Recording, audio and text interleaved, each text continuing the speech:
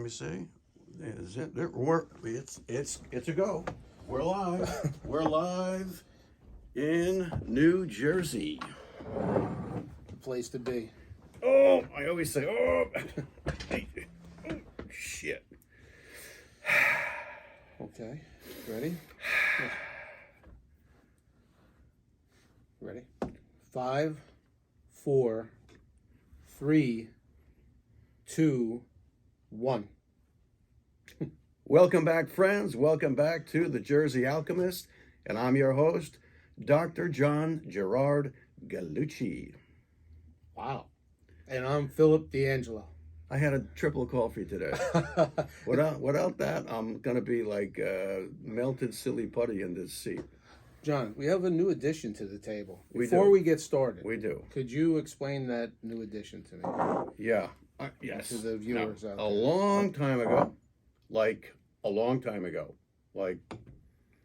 16, 17 years ago, I operated on a little baby and saved the baby's life. And I believe the dad was Turkish. And, there are no gifts required, ever. You don't even have to say thank you. But I'm going to say that the most gracious patients and families in my entire career, this isn't casting dispersion on any other religious group, Muslims that I've operated on, their families have gone overboard with thanks and gratitude for me intervening for their babies and their children. And like I said, it's never necessary. It's never expected. I never even think of it. But I wanna shout out to that particular group, because if I had to keep a tally, which I certainly don't, it's about 100 to 1. So God bless them. And this, I'm not an expert in what this signifies, but the way I understand it is it's a metaphysical, spiritual item that wards off negative energy, a negative attack. It kind of keeps you safe. I guess Italians would have the horns like this, or what people think is a hot pepper hanging from their rear view mirror, but it's really supposed to be a horn. Maybe it is a hot pepper. Anyway, so that's what this is. Go to the comments, and for those who know, for those who can school me and Phil on the intricacies of what this represents, because maybe I have it all washed up. I don't think so. But somebody leave a meaningful comment and educate us here. Super. Wow, that's Thanks, beautiful. Phil. With the colors and... Right. So we're going to have to, I was looking for a picture hanger because I was going to put it up on the wall, but I can't find them. I don't know where they went. So for now, it's going to take its place along with my Cardinal Spirit Guide and our Macho Malachite. Wow. And of course, this. I don't know if y'all can see this. Oh, there's that y'all again. Yeah. I don't know if you guys can see this, but this is Archangel Michael, or Saint Michael, with his sword. He's the warrior, and he has severed the goat's head. And that's not just any goat, because I love goats, so I don't want to sever their heads. It's basically a representation of Satan. If you want to call it Baphomet, go ahead. Love that statue. Yeah. That's great. Where did it come from? Oh, Phil bought it. That's why I like it. It was a gift from my bestie. Okay. And let's talk about Bones. We neglected him. Well, yeah. Yesterday we shot a podcast. Human Resources sent us that email. He complained to HR, and he knows how I feel about HR. I have some dear friends that are HR workers, and I have a niece that's an HR worker, except there's other HR workers that they just hate me from the get-go. I say hate with an H. And anyway, Mr. Jerko back there got pissed off. He got slighted because we we highlighted him the day before. He was the chief of police. Maybe we both felt a little intimidated, chief of I police, certainly was. looking over our shoulders with those damn Ray-Bans on. And then, but the next day, he had his long black Elvira wig on. And, we kind of inadvertently forgot to mention him. And believe me, in coming episodes, he's going to be front and center. He will. He'll be speaking on his own behalf, and it's going to be great. So wait for it. But he dimed us into HR. You never want to get called into HR. Any HR workers out there, leave a comment, because we know what it's all about. So, he called me up last night, and he greeted me. He said, "How dare you? How dare you?" I says, "All right, come on. Just, you're trying to show us that you're, I almost said a man of many faces and personas." Not very grateful. Is that, what? HR would probably, he'd call us again. He'd call HR again if we said to him, "Bones, you're a man of many personas." What would he say to that? He'd say, "I'm an individual of many personas." He'd probably correct us. I don't know what kind of pronoun we're going to use for my friend Bones. I don't know. But today, he's looking good. He's got his interview jacket on. He's got a bow tie that matches, and he's got a lovely cap. Yeah, he's looking pretty dapper today. Yeah. So anyway, Bones, you got what you wanted. You scored your points. You called HR. You know what? Is there a costume for somebody who uses leverage over others? I'm going to find out and buy it for you. How's that? Leverage. Wow, you got that out. Yeah, I did. You're feeling good today.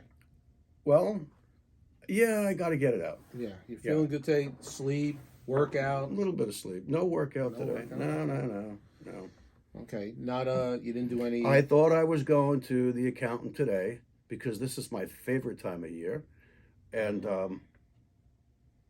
I was told by a certain somebody who knows everything, you got to get your paperwork together because tomorrow you're off to the accountant. And I was like, oh, I thought that was next week. No, it's tomorrow. So we rescheduled and rearranged the day. We weren't supposed to shoot today because I wasn't going to be here.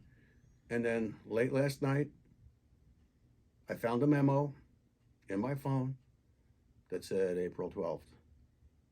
What's today, the 5th? Don't ask me tough I questions. think I just figure out what year we were in. 2022. I think it's the 5th. So, yeah, yesterday was 4/4. So today's 4/5. April Fool's. So, tax time for me is in a week. It ain't today. So here we are. Your accountant can't be happy. I mean, you're waiting to the last minute. And I know they squeeze. We know we have friends who are accountants, CPAs, and they get mad at the end, like, they're under pressure. Yeah, well, they are under pressure. You think they were pediatric surgeons? Yeah. The way the pressure. I mean, it's a deadline. So what? I mean, right. How many of you, dear viewers, friends, how many of you procrastinate on getting your paperwork together to go and take it to the tax man or woman? Or do you do your own taxes? Just, drop a little comment. And how often do you get to your accountant or your CPA and you have that gnawing, nagging feeling in your gut that when you sit down in front of him or her and you go through your file, he's going to say, "Where's this? Where's that? Where's the W-2? Where's the 1099? Where's the 1040? Where's the 80, 8998? Gobbledygook, on and on and on." And you don't have what he wants. There's something missing. And then he or she gives you a, "Didn't we talk about this?" And it does put them in a bad spot. But let's face it, tax time, we're all in a shitty spot, aren't we? So, you better be on top of that because according to the latest budget that was proposed by the president, he's added $80 billion for the IRS. Didn't he add 80,000 IRS workers too? Yeah. 80,000, not 10,000, not 20, not 60 or fucking 75,000. He added 80,000 IRS workers. Oh, bless him. So they're coming for you. Not you in general, Hey, but just John Q. I Public. have always paid. You know what? Let me sound like Elon Musk. I pay my taxes. I pay my taxes. I have never not paid my taxes. But then if you listen to Robert Kiyosaki, Rich Dad, Poor Dad, Mr. Multi-Billionaire, Mr. Kamikaze Pilot with his little round glasses, he'll tell you billionaires don't pay taxes. And then he goes on to explain why. Because they don't work for a paycheck. We do. Most of you probably do. And they very rarely incur capital gains, which I barely understand the meaning of that, but I know enough to be careful. And they basically make a living off of making money by incurring debt. That's all I'm going to say on that, because I don't know how that works. I don't think most people do. Anyway, if anybody wants to leave a comment about where we can go other than Robert Kiyosaki's fabulous. I love him. I've read his book, Rich Dad, Poor Dad, and I would advocate it to everybody.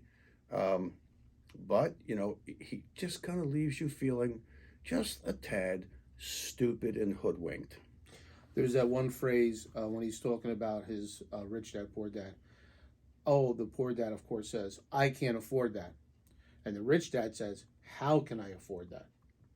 So, I mean, that's what one highlight from that. I mean, it makes you think, though, Right. I know. But, I don't know. Sometimes things really get me down, Phil. What's getting you down? Well, Taxes. Just, screw the taxes. That's kind of like that old saying, right? The only sure things in this life, if you're born into this world, are what? If you're born, it's death and taxes. Okay. Even in the days of Jesus, he said, they asked him about what to do with these coins. And because they all loathed the tax collector back then. And when Jesus was seen sitting and breaking bread with the tax collectors, he was scorned for that. How dare you sit with those vermin, the tax collectors. Heathens. And what did he say? He says, pull out some coins. He says, open your hand. He says, whose picture? Hey, whose picture's on the coins? You think Jesus sounded like that? Maybe he did. Yeah. And they said, it looks like Caesar. Well, then give to Caesar what belongs to Caesar. And that was the end of Jesus's dissertation on taxes. Okay. So in other words, those who lord over you, have some reverence for them, because they're building up themselves a boatload of karma, and don't get on the boat with them. Think about that, okay? So, yeah, sometimes I just get a little bit down.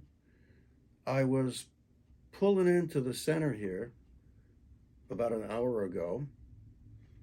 Now, the street outside, Route 28, is a east-west busy commercial district. There's lots of accidents out here. I'm aware of them all the time, and some of them are real humdingers, like overturned cars, that kind of stuff. Oh, yeah, right. So it's 2 lanes going east, 2 lanes going west, and you really got to be careful when you're going to slow down to make a left-hand turn to cut across oncoming traffic to get into a parking lot. That's just the way it is. So, like a good driver, a good Jersey driver, very, very reverent to the rules of the road, I was in the left lane, slow down, watching the oncoming traffic. People were cutting around me to the right to pass me, and that's okay. But what I didn't anticipate when the oncoming traffic vanished was for some person to be hot pedaling down the sidewalk on a bicycle coming up from behind me. I can't have eyes behind my head. So I started to make the turn in appropriately and safely. And the next thing I know, somebody's screaming at me with their feet jammed on the brakes. And there is this person flipping me off and yelling and screaming. So I pulled in and I thought, well, okay, this is how the day is going to begin. This person's going to throw that bike down and come over and commit, bicycle/road rage on me. Was I ready? I was, except she was about 40 years old. So what am I going to do? I'm going to get into a road rage incident with a 40-year-old woman? So I pulled into a space, and as she remounted her bike, she left looking at me and flipping me off again. And I thought, you need to talk to your physician about some anxiolytics. Go get a prescription of Valium for yourself or something. Wow. She made me sad. I feel put upon. I don't feel like I did anything wrong. Maybe she was doing something wrong, hot-footing down the goddamn sidewalk. That just goes with today's society. I mean, instead of, a lot of people aren't grateful for what happens. So here she is. Maybe if she was 10 feet in front sooner, I mean, maybe there would have been an accident with you. Just it happens. Yeah. Instead of being grateful, wow, I survived, he's coming through, it's okay, and being happy. No, she had to take the other route and say, how dare he even try and cross my path. She greeted me with a finger, screaming and yelling. She didn't say, how dare you, but she may as well have. That's my pet peeve, when people say, how dare you. Well, that's just another day in Jersey, as far as I'm concerned. It's just another day in Jersey.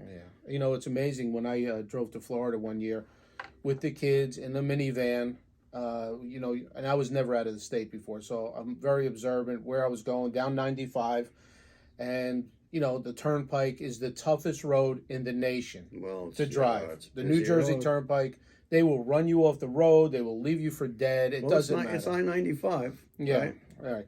As you get out of Jersey, it's a whole different ball game. That 90-year-old person is not in the left lane doing 40 miles an hour. There's nobody weaving in and out of traffic. As you go down 95 and you hit these other states, everybody stays to the right. And this is the God's honest truth. Everybody stays to the right. And when there's somebody entering the highway, everybody moves over. Yeah. And they come back. I was like, wow, I cannot believe this. There's actually civility on the road. It's amazing. Civility on It's the beautiful. road. I just came from Pennsylvania. Pennsylvania's the same way. It's just Jersey. And I guess, you can put a few boroughs of New York City in there too. But Yeah, I mean, come on, New York. But what happens to people, John, where the pace, like, I have to be here. I'm in a rush. Where you have to go isn't important. It's all about me. It just seems like society in general today is all about me, where I have to go. I have to tell a Jersey Shore, not the TV show. I was not a fan of that abomination. Okay. Am I sorry about saying that? No. But this is a Jersey Shore parking story, and I just couldn't believe it. I was sitting on the third floor of a shore house on the balcony, enjoying the late morning breeze. Cup of coffee in my hand. What's better? And it was a Saturday, so the parking spaces that are there fill up really fast. And if you don't find yourself a good parking space, you're going to be walking 10 blocks, right? You're going to be way, way, way back in the business commerce district, back on 71, back by Asbury Park, that kind of thing. So there's a spot right in front of the house I was in.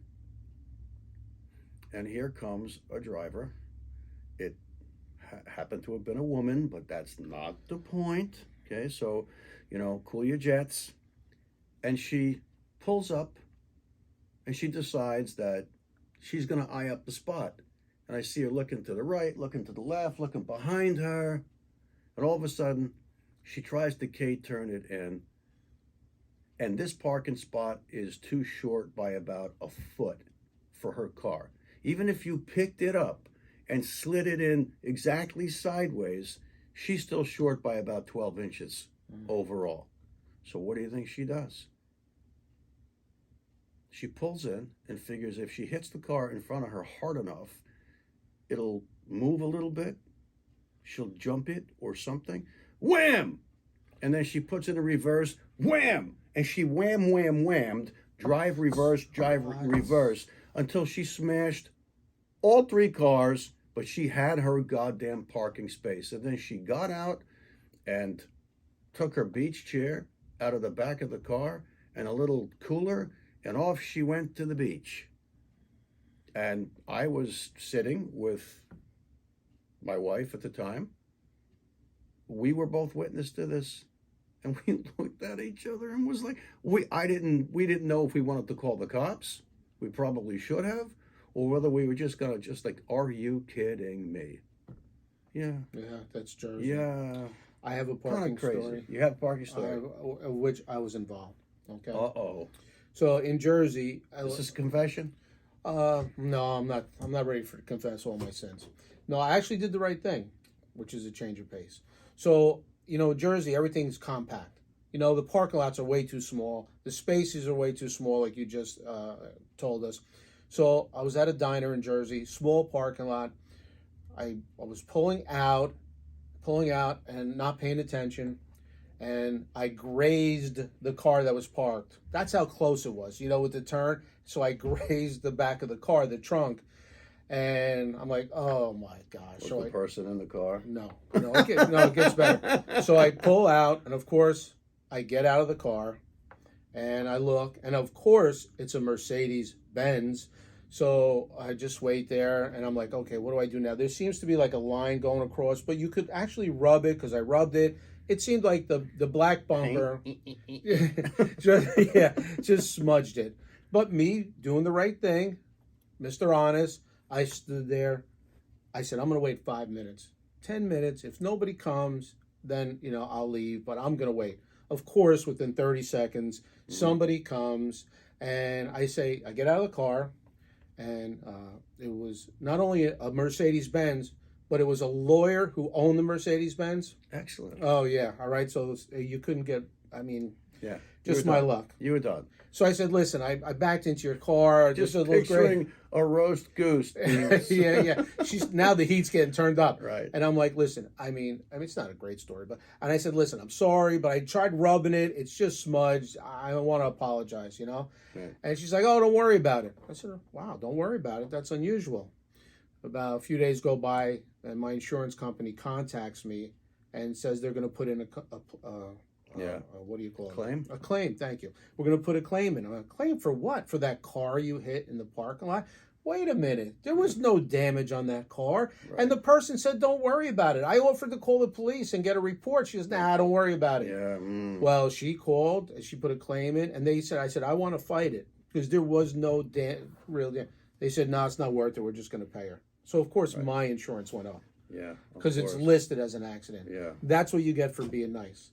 So, you know what? I don't blame that lady at this Jersey Shore for hitting those cars and walking. She was just going to get in trouble anyway. Right. It just doesn't pay. Yeah. Crazy. So, look, you know what? You almost understand why when people ding your car in a parking lot, they amscray out the back. They don't want to deal with it. I have I got a few parking stories. Hey, I'm in my 60s, right? So it's the winter. There's snow and ice everywhere, and I'm down at the local supermarket in town. And parking spaces were not at a premium this day. So I swing in.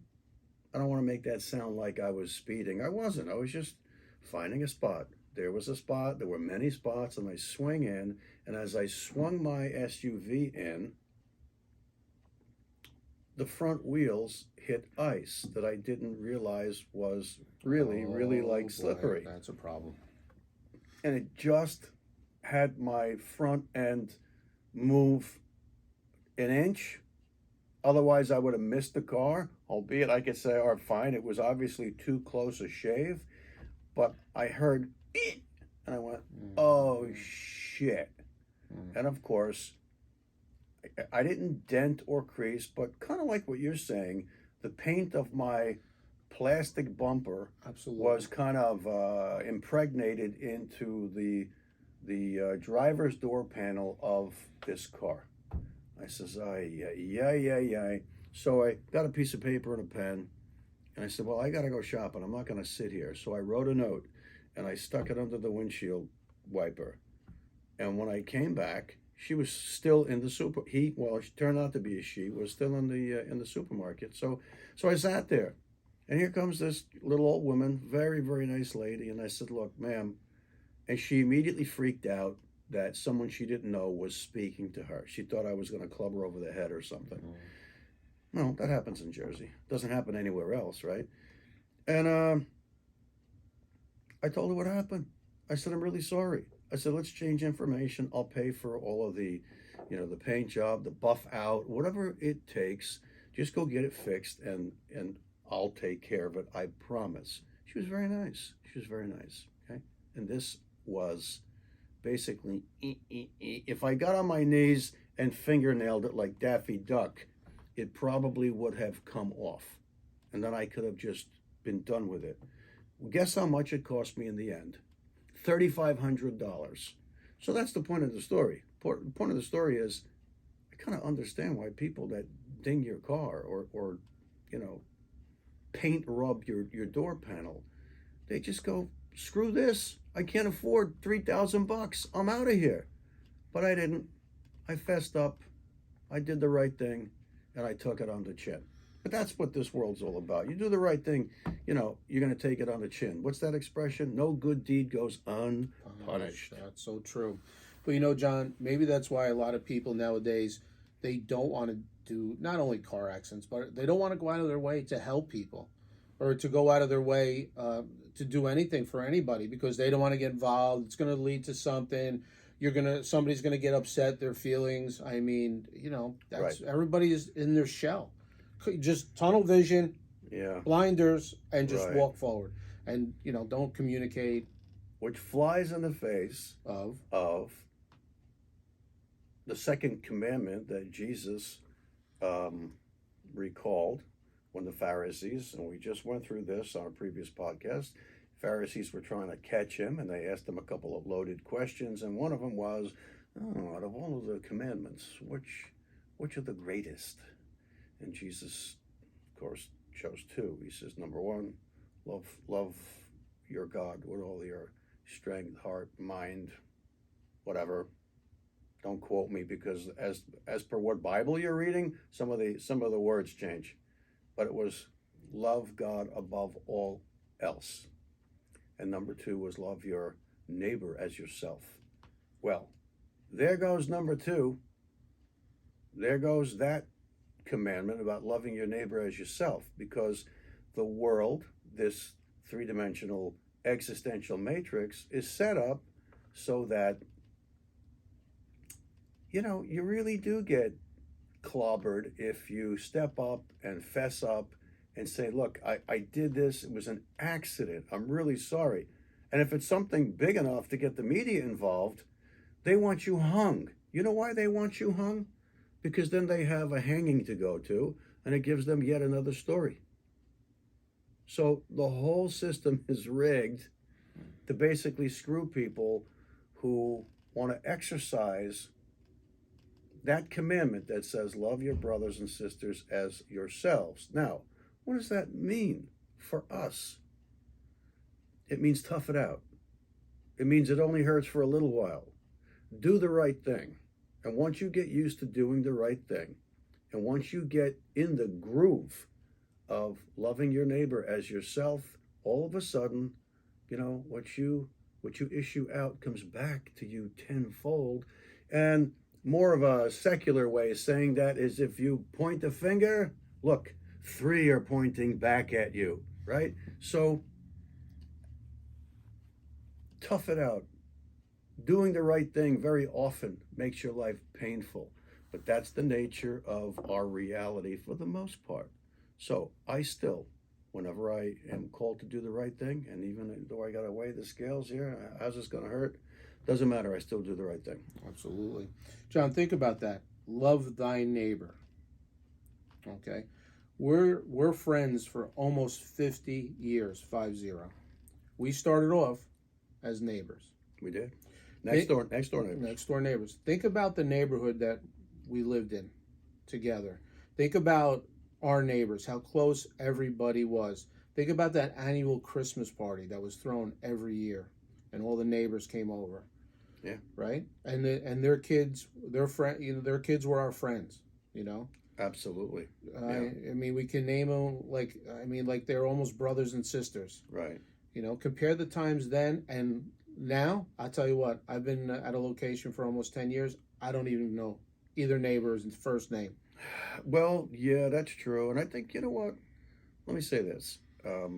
I had a friend of mine, bunch of friends from Brooklyn, and went over her house one day, and just to say hi because I was passing by, believe it or not.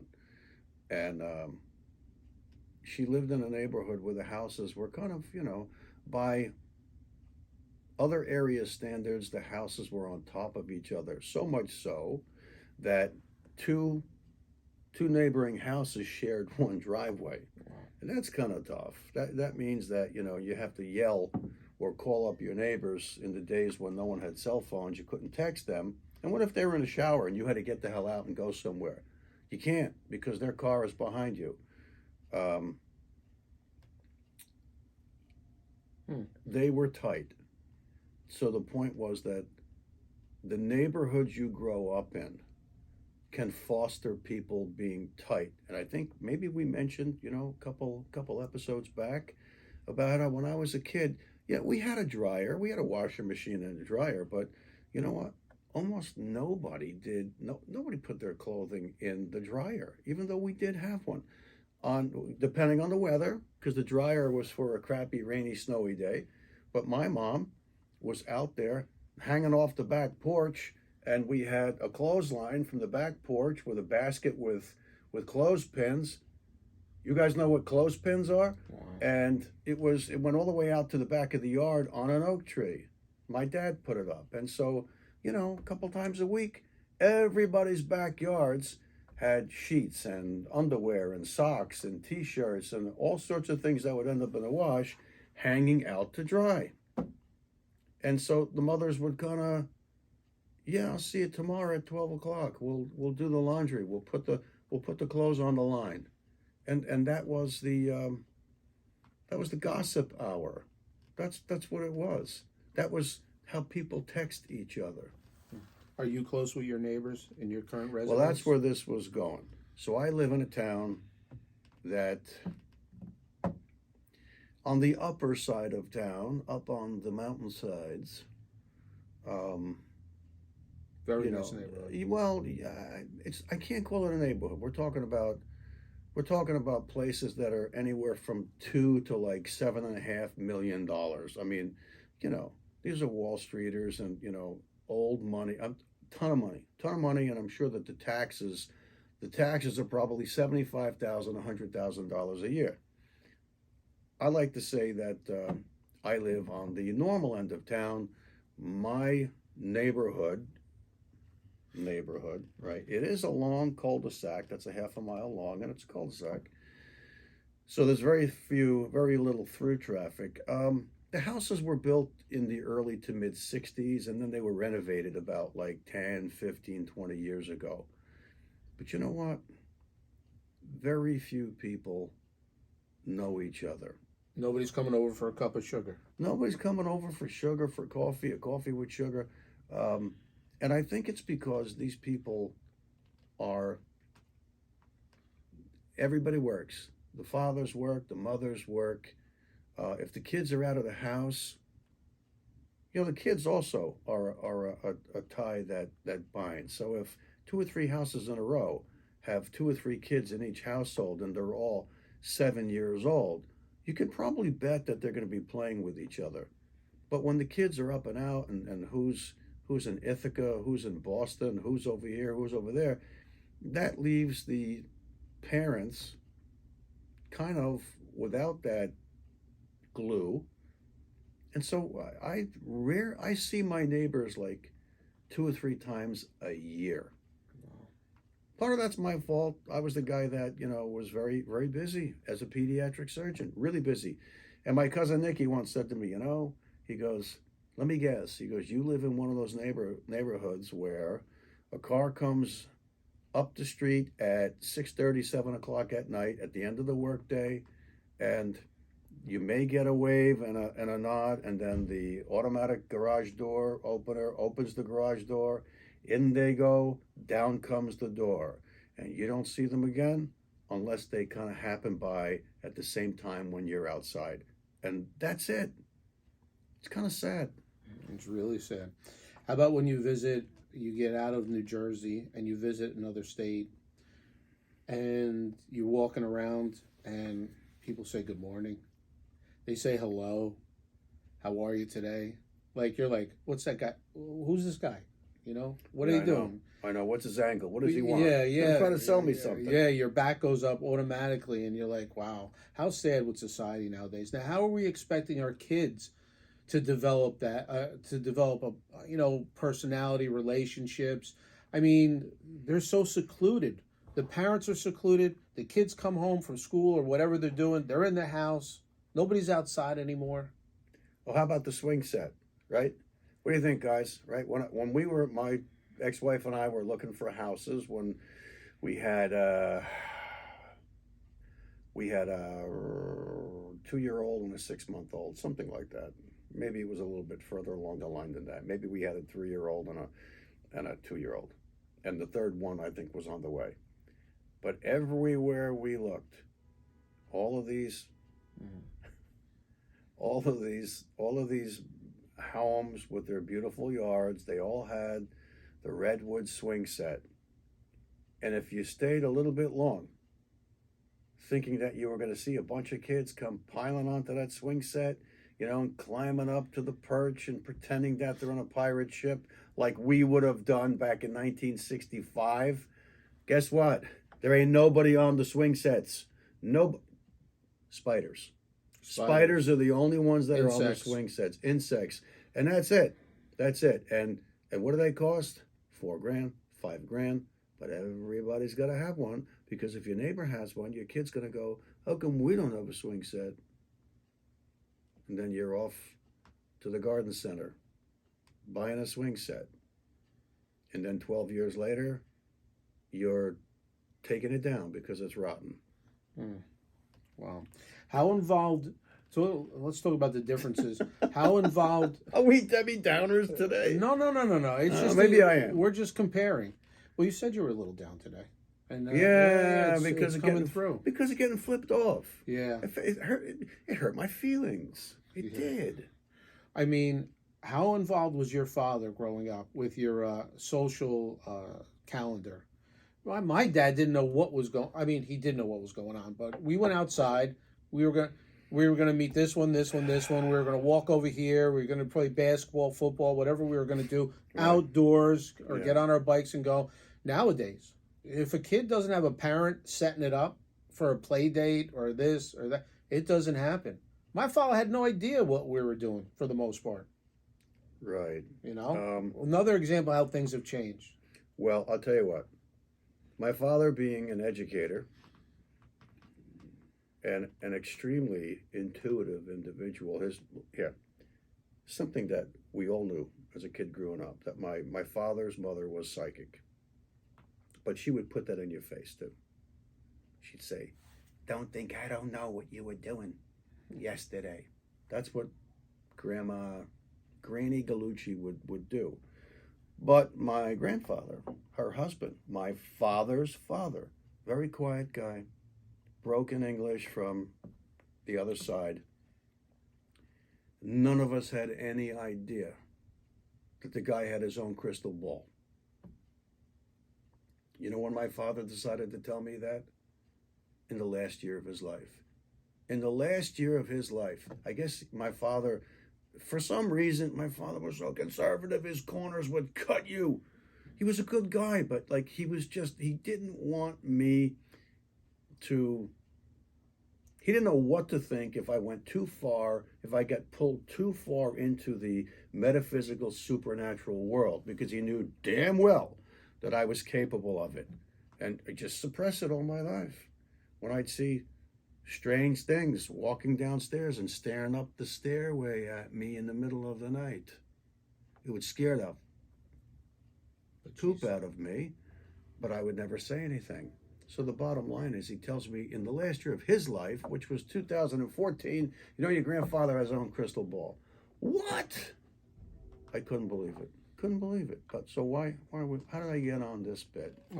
About parents and about. Oh, so, but my father, being an educator and being at least intuitive, because his mother was a psychic and his father had a crystal ball, he knew who the straight and narrow kids were in the grammar school and the high school, and he knew who wasn't. So he held a lot of sway over who we ended up hanging with. And so one of his techniques for a Friday night or a Saturday night when we were growing up was he completely co-opted us. In other words, he didn't even wait for me or my brother to say, so-and-so is having a get-together, i.e. a party, down on the north end of town or down in South End, Esposito's having a party. Prudence having a party, Oh, really? The Rileys are having a party.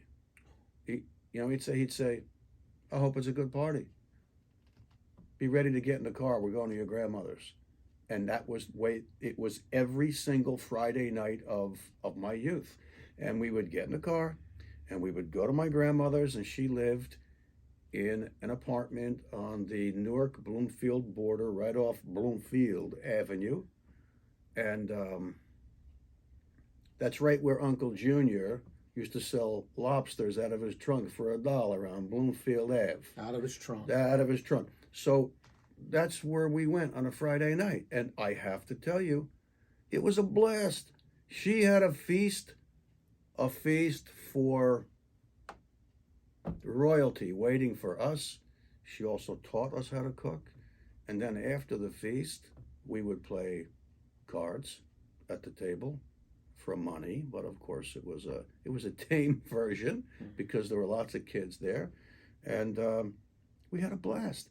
And my father did that and killed several birds with one stone. He solidified the love and reverence that we had for our grandparents, and it kept us away from the people who wanted to kind of gain some notoriety in the class, who had a couple of joints in their pocket, or who had, a case of beer up, in the woods, on the mountain, blah, blah, blah. My father did the right thing. He did the best he could. And I have no regrets, none. That was amazing. What about talking about grandparents and another topic that how times have changed? In the old days, you took care of your parents as they got older. If they didn't live in the same house, chances are they did live in the same house. Right. And if not, they were a block away, and that was your job. You did not leave your mother or father hanging. Right. And nowadays, it's like, all right, what nursing home am I going to drop them in? I know. And that's such a big business, and it just breaks down that family structure. Well, you're right. And you know what? Regarding nursing homes, my aunt, my father's sister, she's the last of the Mohicans. And she's the only one that's still alive. She's almost 97. Okay. There's not much left physically, but, she scoots around in that wheelchair of hers. And at any given time, and by the way, she calls me 3 times a day.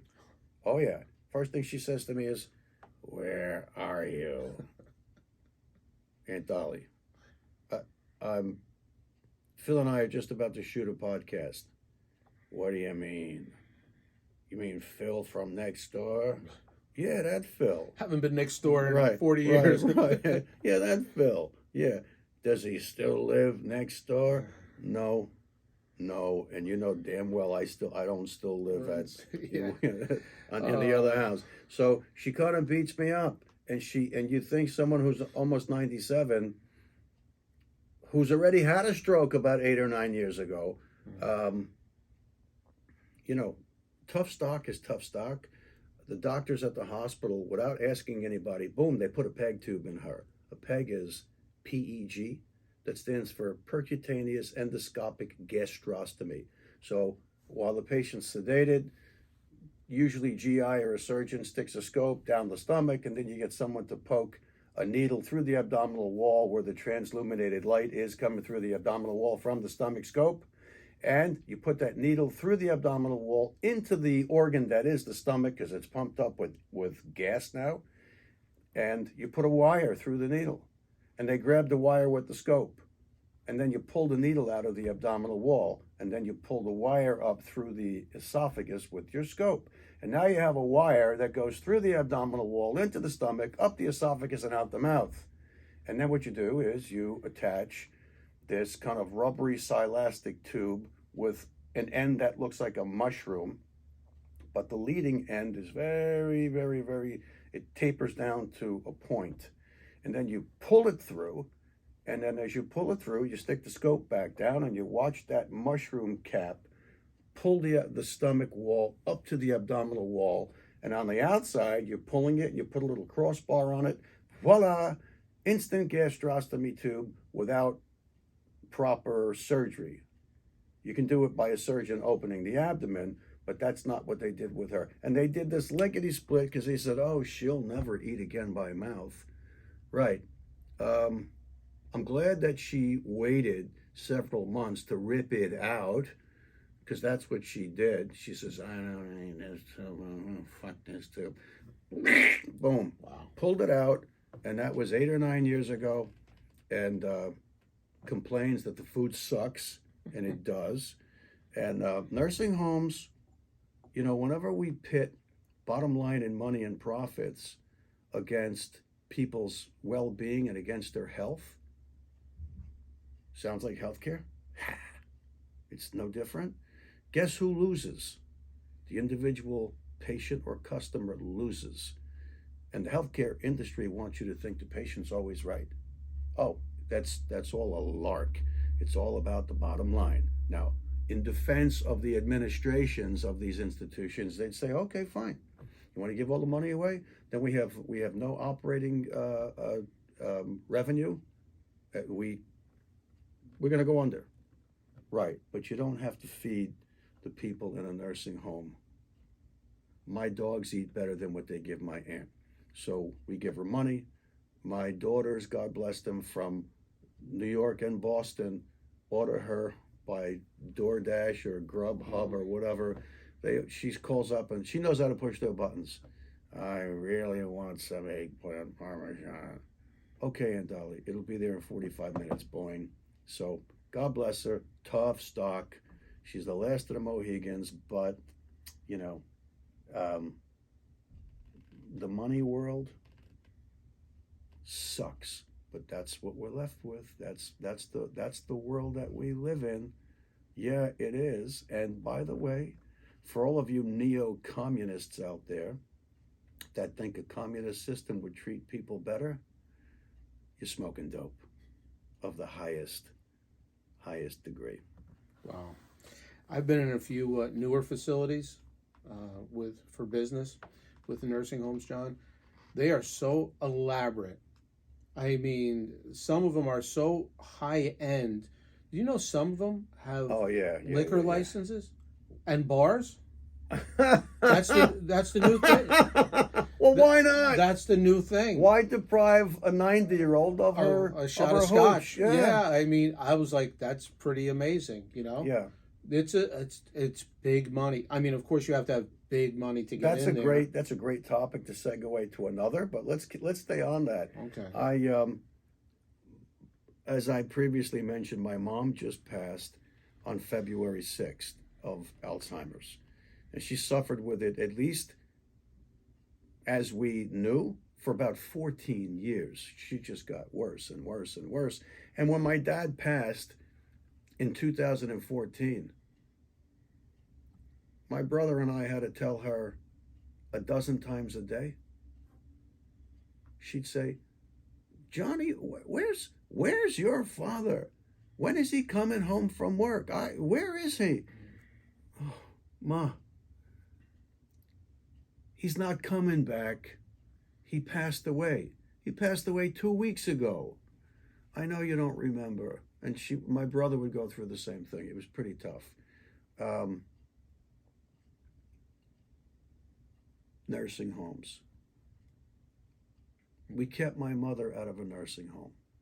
We paid for a live-in kind of home aid. And it's a double-edged sword. It has its ups and downs, but none of us could take care of my mom. I was working as a busy pediatric surgeon, and my brother and sister were both dead at that point. So we kept her in her home, and we don't have to worry about my mom, but my aunt is in a nursing home, and this was going to the liquor. While my mom was still alive, and I didn't quite know how long she was going to last, I wanted to get her maybe to a nursing home, a facility, kind of an assisted care living type place.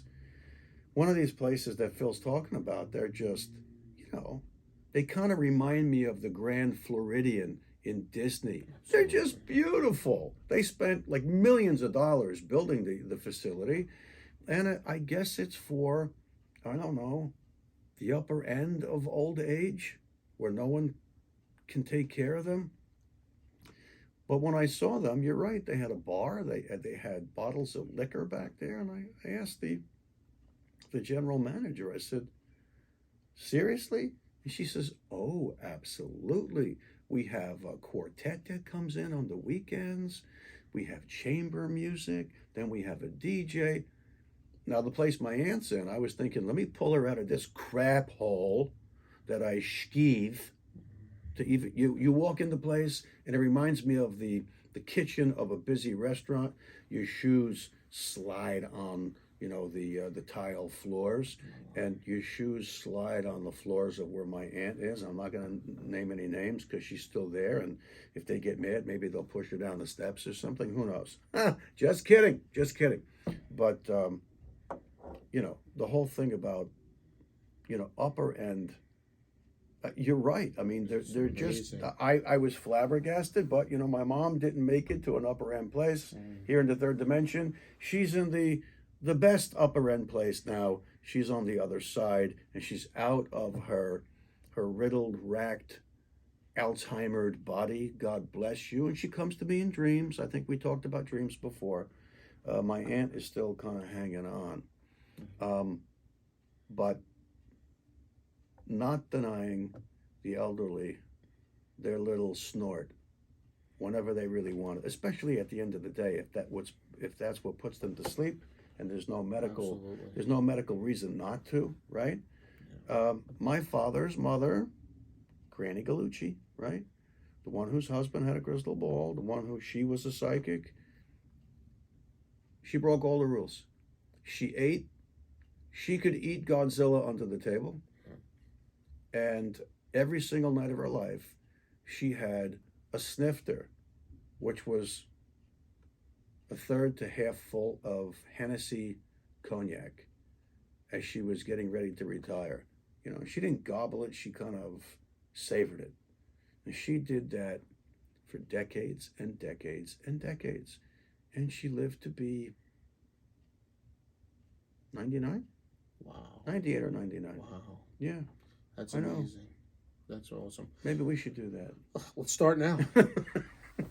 John, I was for business, I was at one facility where they had a cocktail party. And you had to dress nice and really looked like a high-end affair. Beautifully catered, stations of food all over the place. They had a bar as well. And I was telling the manager who I was connected with, I was like, wow, this is really beautiful. I mean, this is an amazing party, And he goes, well, we have this party because it wasn't for free. You had to buy a ticket. It was a little pricey. And he goes, what we do with this money is if an elderly patient outlasts their money, this is for those people. We'll keep them here until their final days. Pretty amazing, right? It is. I think they have to tap into Medicaid beyond that point too, because I just kind of learned that. I'm no expert, but I kind of got my I got that shoved up my nose when I was shopping around for my mom and my aunt. That they'll tap into the Medicaid after all of their personal finances have been, quote, depleted. And I said, taken? And she says, we don't take. And I said, yes, you do. Yeah, yeah, you do. Talk about semantics. You know, Right, Yeah. right. Well, I think, John, we covered a lot of stuff today. I mean, we went from the youth, what it was like growing up, to the elderly, and the differences. It was pretty amazing. Can I pull it around? Please do. Archangel Michael. We talked about a lot of things today, a lot of, kind of interesting, fun things. I want to just end up with a few words about the people that attack us. The person on the bicycle who flipped me off and was yelling and screaming, I'm an empath naturally. I couldn't get out of it. I'm born that way. And I didn't get angry at her. I did make it a point to say, it hurt me. It hurt my feelings. Because here's somebody who rode away kind of caked in anger after her interaction with me. But it really wasn't an interaction with me. She was tooling down the sidewalk and I almost ran her over. So people who you have a scuffle with, people who you lock horns with, and there's another category from today, and the elderly, whether they're in your family or whether they're somebody else's family, whether they're strangers, whether they're in a facility, or whether they're living in your own home. Have empathy and compassion for these people. Pray for your persecutors. Forgive them, for they know not what they do. Even if it seems like, of course, they do, because you don't know what life is clobbering them with. And when you do go to see a friend or a relative, or you happen by a long-term care facility and the elderly or the infirmed are there, just think for a second. Think for a second about how often you listen to music. Maybe it's all the time, or maybe it's not often enough. If it's not often enough, I would suggest to you, start pulling up some of your favorite music from your past or contemporary music, right? But think about the interactions that you have every single day with friends and family. Every single day.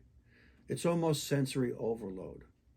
But for the elderly that are in a facility, or even for the elderly that's in a bedroom in your home, that can't get up and get around and get out, that can't grab a cell phone, that can't, wheel over to a computer and turn on, iTunes or YouTube. They have horrific sensory deficit. So in the last couple of months of my mom's life, as often as I could get to see her, because she was a little over an hour away, I would put my cell phone on loud, because on top of the Alzheimer's, she was stone cold deaf. And I would play all of the songs that were number one on the charts, not from last week. She doesn't know that stuff. And quite frankly, neither do I. And guess what? It ain't flicking my bick. No. But you know what? She loved Nat King Cole. So did I. She loved Dean Martin. She loved Frank Sinatra. She loved Andy Williams. So for you youngins out there, I might be, speaking Greek. You don't even know who they are. But these people were icons, and they were so talented, and there was no electronic dance music backing them up. No, it was just them and a goddamn microphone. And wow. And you know something?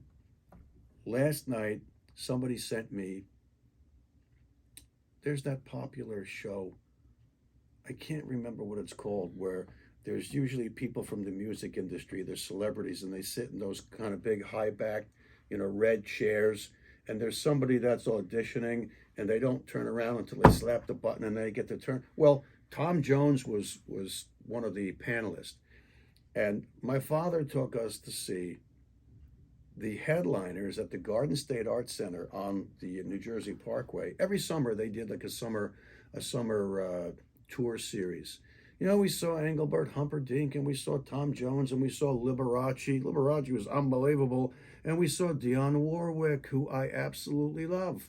We saw lots of people. God bless my mom and dad for doing that for us.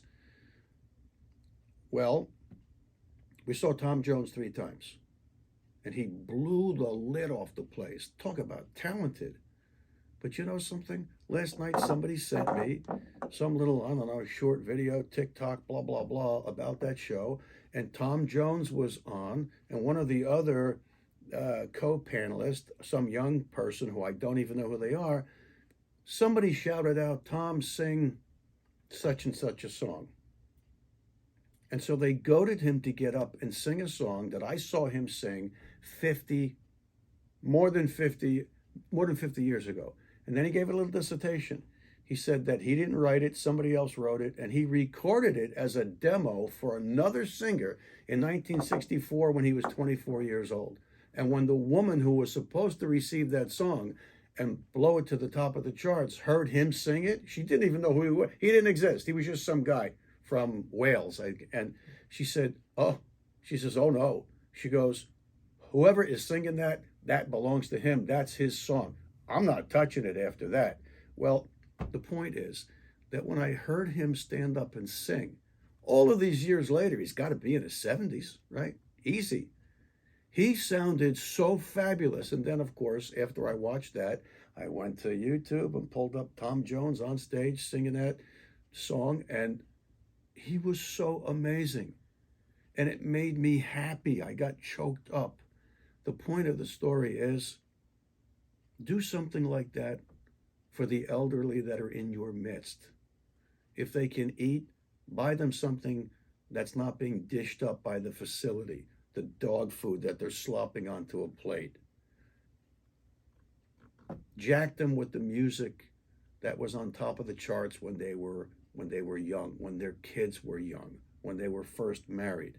And all of a sudden you start to see them pick their heads up and they starting to look around, because sensory deprivation sucks. So, like I said, each episode we should just pull it around with a tender moment, with a reverent moment, and of course, pray for the elderly, pray for those who persecute you, and if you want to take it to the next step, and it'll only behoove you, please, my friends, brothers and sisters, learn how to meditate.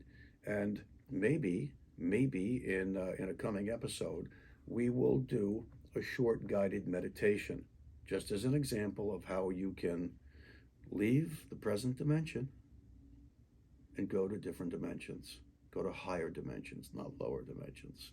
Anyway. Awesome. Great, cool. Great way to start off, John. Thank you very much. Okay, brother. If you like what we're doing, please press the like button below and press subscribe. Thank you. There you go. See you again. Peace. See you soon. Thank you. Johnny, you brought it back around. I hope I did. Yeah. Perfect. 102. Nice.